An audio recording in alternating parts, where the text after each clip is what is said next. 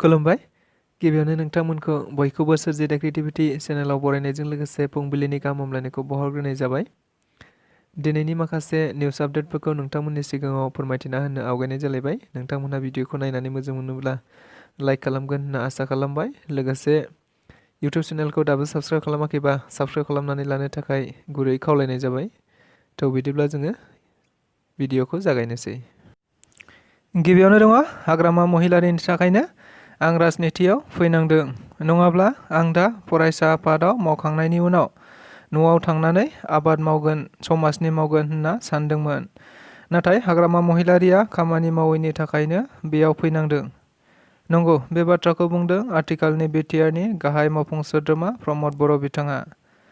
मोनसे समनि दुलाराय बर' फरायसा आफादनि बारग' आफादगिरि बिथां प्रमद बर' बिथाङा दिनैनि दिनाव गाव राजनितियाव फैनांनाय जाहोनखौ हाग्रामा महिलारिनाव होदों एबा हाग्रामा महिलारि बिथाङा बै समाव बिटिसि सरकार खुंनाय समाव गाहाम हाबा मावैनि थाखायनो दायो राजनितियाव फैनांदों होनना बुंथिना होबावो। लोगोसे आरोबाव बिथाङा खौरांगिरिफोरनि सिगाङाव बुंथिबावनाय बायदिब्ला दायो हाग्रामा महिलारिया गावनि गोरोन्थिनि थाखायनो दायो न'खर न'खर थांनानै गोदान मानसि सोनांगौनि थाखायनो बेरायथिंगासिनो दं। दायो बिथाङा हिर'निफ्राय खेबसेयावनो जिर' जाबाय होननाबो बुंथिना होबावो मानगोनां प्रमद बर' बिथाङा। गोदानै जोनोम मोननाय आफाद खौसेथि बर' गौथुम आफाद एबा इउनाइटेड बर' पिपोल्स फेडारेशनआ मैया गुवाहाटीआव समायखिरा लानाय जायो। नंगौ, बे गोदान आफादा बिटिआरनि बायजोआव थानाय इउबिपिअनिफ्राय गावनानै थांनाय 4 जुन खालि जोनोम जादोंमोन एबा बे गोदान आफादखौ दानानै लानाय जादोंमोन।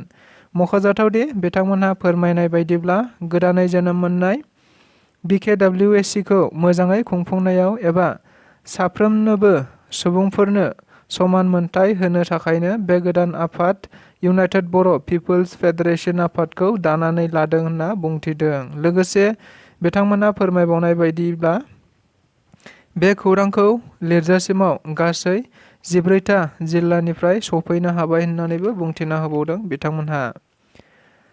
जिउनि थांखियाव जाफुंसार जानो थाखाय गावनि सायाव गोख्रों फोथायनाय लाखिनांगौ बाथ्राखौ बुंदों दुलाराय बर' फरायसा आफादनि बानस' आफादगिरि मानाव गेदेर खोरोमदाव औवारी बिथाङा। आथिखालाव दुलाराय बर' फरायसा आफादा बर' बिजोंजों फरायना मेट्रिक आनजादाव सेथि थाखोआव उथ्रिसार जानो हानाय फरायसाफोरखौ थुलुंगा होनो थांखिजों मिरु आफादनिफ्राय लानानै जिल्ला आरो दख'रा आफादावबो बरायबाय थानायखौ नुनो मोनबाय थानाय जादों।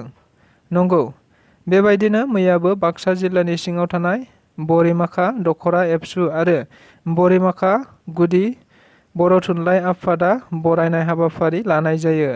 मख'जाथावदि बे बरायनाय हाबाफारियाव दुलाराय बर' फरायसा आफादनि मानगोनां बानस' आफादगिरि खोरोमदाव औवारी बिथाङा गाहाय आलासि महरै बाहागो लाहैनानै गोबां बेसेन गोसा आरो थुलुंगाखां बाथ्राफोरजों बिबुंथि लाखियो होनना खौरां मोननाय जादों।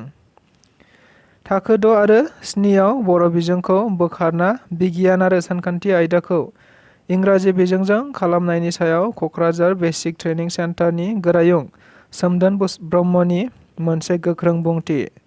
बिथाङा बुंदोंदि थाखो 6 आरो 7 आव मोननैल' आयदा बिगियान आरो सानखान्थिखौ इंराजि बिजों खालामनायनि आन्दोआव माबा मोनसे खैसार थानो हागौ।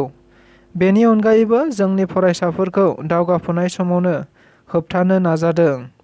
फारसेथिं फोरोंगिरिफोराबो बर' बिजोंजोंनो ट्रेनिं लानायखाय जोबोद जेंनायाव गोग्लैगोन होननाबो बुंथिना होबावदों मानगोनां गोरायुं बिथाङा।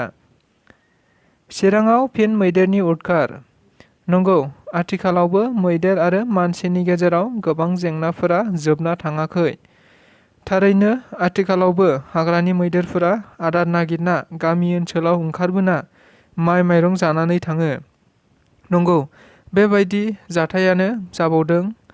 दाखालि सनिबारखालि मिथिनाय बायदिब्ला चिरां जिल्लानि सिङाव थानाय भारत भुटान सिमना ओनसोलाव थानाय 2 नं खोला माख्रा होननाय गामियाव हाग्रानिफ्राय मैदेरा आदार नागिरनानै ओंखारबोना गोबां सुबुंनि न' बांखौ सिफायो आरो माइ माइरं आरो बेसरफोरखौ जालांजोबो होनना खौराङाव मिथिनो मोनबावनाय जादों। बाक्सायाव लामानि मोनसे जोबोद गिख्रंथाव गारिनि जाब्रबथाय जादों। सासेया जायगायावनो जिउ गोमायो आरो गुबुन सासेया गोब्राबथार जोखोम जायो। आथिखालाव आसामाव सानफ्रोमबो खौरां बिजों बोदलाबानो गारिनि जाब्रबथाय जानायनि खौरांखौ नुनो मोनबाय थानाय जायो। नंगौ, बेबायदिनो मैया बेलासियाव जोबोद गिख्रंथाव गारिनि जाब्रबथाय जालाङो। मिथिनाय बायदिब्ला मैया बेलासि समाव बाक्सा जिल्लानि सिङाव थानाय सुग्रेंबारियाव गंसे अल्ट' गारिया गंसे बाइकजों मोखांजों मोखां सौग्रावलायो, जेराव बाइकजों फैनाय मखदम आलीआ जायगायावनो जिउ गोमायो आरो गुबुन सासेया गोब्राबथार जोखोम जानो गोनां जायो होनना खौराङाव मिथिनो मोनबावनाय जादों।